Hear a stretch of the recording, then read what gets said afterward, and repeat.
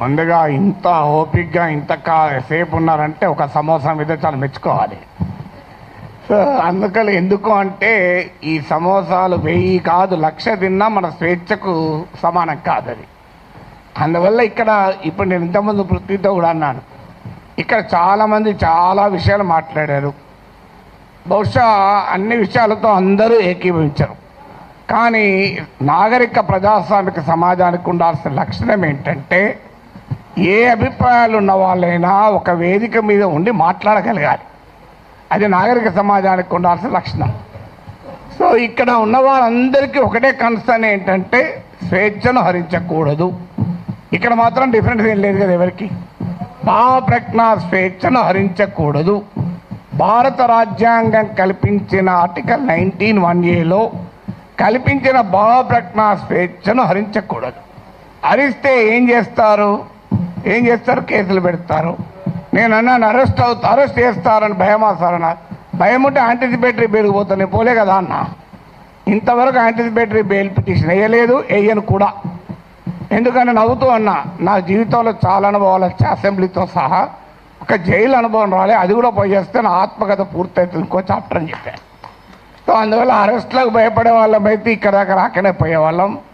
నేను 30 ఏళ్ళ వయసులో యూనివర్సిటీలో అసిస్టెంట్ ప్రొఫెసర్గా ఉన్నప్పుడు Times of India group daily the ఇండిపెండెంట్కి ఒక ఆర్టికల్ రాశారు. అప్పుడు ముఖ్యమంత్రి నెదురుమల్లి జనార్దన్ రెడ్డి పైన glad to see him go అని రాశారు. అప్పుడు చీఫ్ మినిస్టర్ ఆఫీస్ నుంచి వైస్ ఛాన్సలర్ ఫోన్ వస్తే నన్ను పిలిపించాడు. ఏం నాగేశ్వర్ పెళ్ళై 4 ఏళ్ళు అయింది, కొడుకు పుట్టి 1 ఇయర్ కూడా కాలే, ఇప్పుడు మన ఈ ఉద్యోగం తీసేస్తే ఏమవుతుంది అన్నాడు. నేను తీసేయమన్నాడు సార్ మీ సీఎంను. ఒక 30 ఏళ్ళు అక్కడ ఇక్కడ ట్యూషన్లు చెప్పుకొని బతుకుతా, 30 ఏళ్ళ తర్వాత కోర్టులో సుప్రీంకోర్టుకి వెళ్ళి ఈ డబ్బులన్నీ తెచ్చుకుంటే జూబ్లీహిల్స్ ఇల్లు కట్టుకుంటా అని చెప్పాను. ఎందుకంటే నాకు అదొకటే మార్గం కనబడుతున్నది సార్, లేకపోతే లేదని చెప్పిన. అంటే అందువల్ల 30 ఏళ్ళ వయసులోనే భయపడలే, 62 ఏళ్ళ వయసులో భయపడతామా? సో అందువల్ల అది భయపడే ప్రసక్తే లేదు. అరెస్ట్ ఇంతవరకైతే మీకు ఫ్యాక్ట్స్ కూడా చెప్పాలి. ఎందుకంటే ఇక్కడ మాట్లాడిన వాళ్ళు చాలామంది బహుశా టీవీలు మిస్లీడ్ చేసిన రాంగ్ ఇన్ఫర్మేషన్తో కూడా ఉన్నట్టున్నారు. నా దగ్గరికి అరెస్ట్ చేసడానికి ఎవరైతే రాలే ఇప్పటివరకు, రారని నేను చెప్పను, ఇప్పటివరకు రాలేదు. హైదరాబాద్కు వచ్చారేమో తెలియదు, మా ఇంటికి రాలే. అయితే అక్కడ తెలంగాణ పోలీస్ ప్రొటెక్షన్కి వస్తే వాళ్ళ ఫోటోలు వేసి మనం మీడియాలో ఆంధ్ర పోలీస్ వచ్చిందని రాశారు. ఆ వీడియోలో ఉన్న వ్యక్తి మన టోలీచెక్ సిఐ. సో అలా కూడా వచ్చాయి వార్తలు. ఆ వార్తలు కూడా ఇట్లాంటి పత్రికల్లోనే వచ్చాయి. పోనీ వీళ్ళు ఇక్కడ మనకు అర్థం కావాల్సింది అంటే ఒకటి, రాజ్యం ప్రభుత్వమే నేరుగా కేసులు పెట్టింది. ఏంటా కేసులు? కులచిచ్చు పెట్టానట. నేను నా మాటలో ఎక్కడ కులమన్న పదమే లేదు, కులచిచ్చు పెట్టాను. పవన్ కళ్యాణ్ మాటల్లో కూడా చెప్పాడు కులం అని.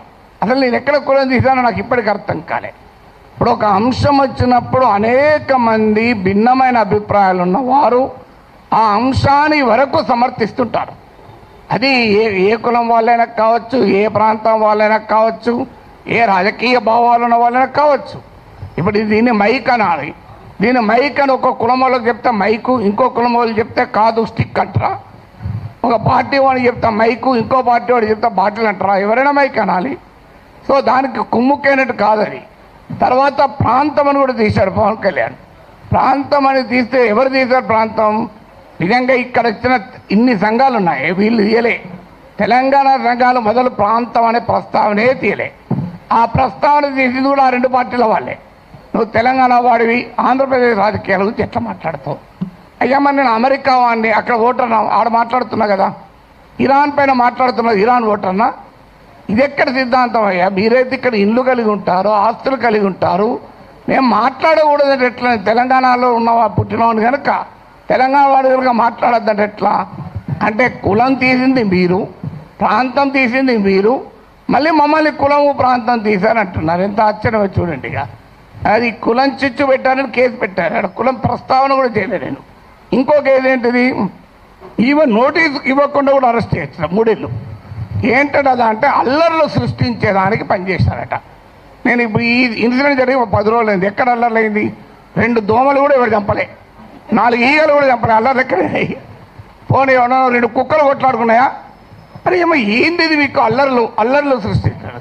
అదే కాదు, ప్రజా జీవితాన్ని అల్లకల్లోలం చేశారట ఒక కేసు. జోకేంద్ర వాళ్ళు పెట్టిన కేసులు మనకు నవ్వొస్తాయి. మీరు ఎంతమంది చూశారో తెలియదు నాకు ఎఫ్ఐఆర్లు. ఆ సెక్షన్ నేను చూస్తే ఆ లాలోనే ఉంది, this section is not applicable for words అన్నాడు. మరి నేను వర్డ్స్ కాకపోతే ఏం మాట్లాడినా బాంబులు వేసినా. ఇంకో దగ్గర this section is not applicable to the statements అన్నారు. నేను మాట్లాడేది వర్డ్ స్టేట్మెంటే కదా. అంటే అప్లికేబుల్ కాదని చట్టంలో ఉన్న కేసు పెట్టారు. ఇక చూడండి, ఇక్కడ మనకు అర్థం కావాల్సింది అంటే చాలామంది మిత్రులు మాట్లాడారు, నేను మాట్లాడిన అంశం అసలు ఇష్యూనే కాదు, అది ఇష్యూనే కాదు. నన్ను కులం అన్నారు. ఇప్పుడు ఇంతకుముందు విమలక్క గారు చెప్పారు, నేను ఏ కులంలో పుట్టాలనే హక్కు నాకుంటే, అది అవకాశం నాకుంటే అది నేను డిసైడ్ చేసుకుంటుండే. ఎక్కడో చోట పుట్టిన తర్వాత ఎక్కడున్నాం అనేది పాయింట్ కదా. చిన్నప్పటి నుంచి అణగారిన కులాల కొరకే పనిచేస్తాను తప్ప అణగారిన జాతుల కొరకు వర్గాల కొరకే మాట్లాడాను. ఇక్కడ కాదు, ప్రపంచంలో ఎక్కడ అణచివేతుంటే అక్కడ మాట్లాడాం. ఇక్కడ కాదు, ఏ వెనుజులాలో నా కులం ఉందా, నా ప్రాంతం ఉందా, వెనుజులాలో అణచివేత గురించి, క్యూబాలో అణచివేత గురించి మాట్లాడాం, కొలంబియాలో మాట్లాడాం. అక్కడ ఎవరి కులాలు ఉన్నాయి, ఎవరు ఏమున్నాయో మాకు. సో ఎక్కడ అణచివేతుంటే అక్కడ మాట్లాడతాం. సో అందువల్ల ఇక్కడ అసలు విషయం ఏంటి అంటే, ఇంతకుముందు చెప్పారు మన మిత్రుడు రఘు చెప్పాడు, అసలు విషయం ఈ ఇష్యూనే కాదు. ఇష్యూ ఏంటి, ఆంధ్రప్రదేశ్కు విశాఖపట్నానికి రైల్వే జోన్ ఇచ్చాడు. ఆ ఇచ్చినట్టే ఇచ్చి ఆదాయం వచ్చే కిరండాల్ కోరాపుట్ లైన్ తీసేసి ఇచ్చారు. ఆ లైన్ను ఒరిస్సాకు పంపించారు. ఆంధ్రప్రదేశ్లో ఒక్క రాజకీయ పార్టీ అడగదు. నా పైన గంట సేపు డిబేట్ పెట్టే టీవీ ఛానల్ కూడా అడగవు. విచిత్రం ఏంటంటే, అయ్యా మరి ఈ రైల్వే జోన్ ఇచ్చారు, ఆదాయాన్ని ఇచ్చేదాన్ని తీసుకెళ్ళి ఒరిస్సాలో కలిపారు, ఇది అన్యాయం కదా అని ఒక్కరు అడగలే. నాగేశ్వర్ పైన 1 hour డిబేట్ పెట్టిన వాళ్ళకు ఆంధ్రప్రదేశ్ ప్రజల కోసం అవసరమైన ఈ ఒక్క టాపిక్ మీద ఎందుకు డిబేట్ పెట్టరు? ఆన్సర్ లేదు.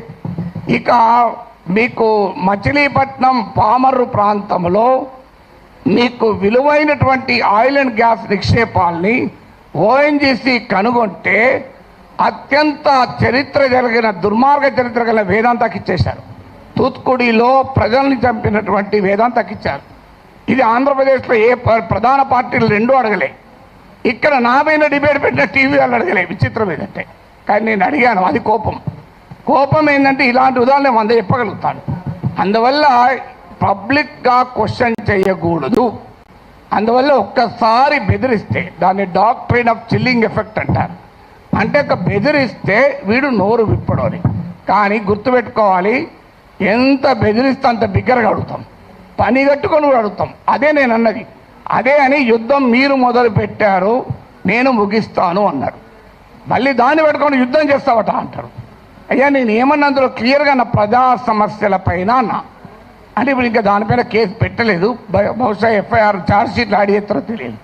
కానీ ఒక్కటి మాత్రం మళ్ళీ చెప్తున్నాను, మీరు అరెస్ట్ చేసుకుంటారా, కేసులు విత్డ్రా చేస్తారా, చెయ్యరా, అది మీ ఇష్టం. మేము మాత్రం మాట్లాడుతూనే ఉంటాం.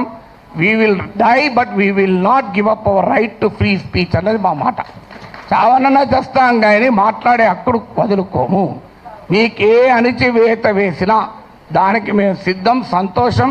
మీరు వస్తారంటే చెప్పండి, టైము ప్లేస్ కూడా చెప్పండి, ఆడికి వస్తా, కావాలంటే అరెస్ట్ చేసుకోండి. Thank you very much. Telangana ఉద్యమంలో స్లోగన్ ఉండే, ఆకలినైనా భరిస్తాం కానీ అవమానాన్ని సహించమని. సార్ కూడా అదే ఇప్పుడు చెప్పిండు, we will die but we will not lose our right to speak.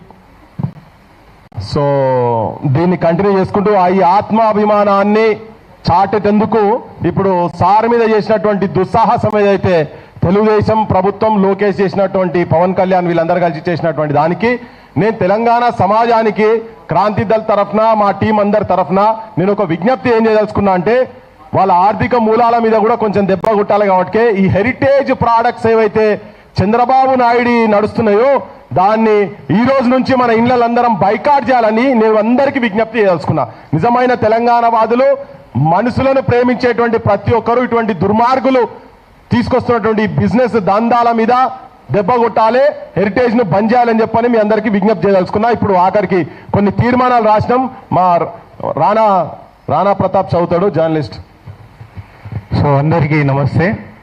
నేను జర్నలిస్ట్ రాణా ప్రతాప్. సో ఇక్కడ కూర్చున్న ప్రొఫెసర్ నాగేశ్వర్ సార్ని ఇన్స్పైరింగ్గా తీసుకొని అండ్ సార్ క్లాసెస్ విన్నా ఈరోజు ప్రజెంట్ జర్నలిస్ట్గా నేనున్నా. సో సార్కి సపోర్ట్గా కూడా ఉన్నాం మేము.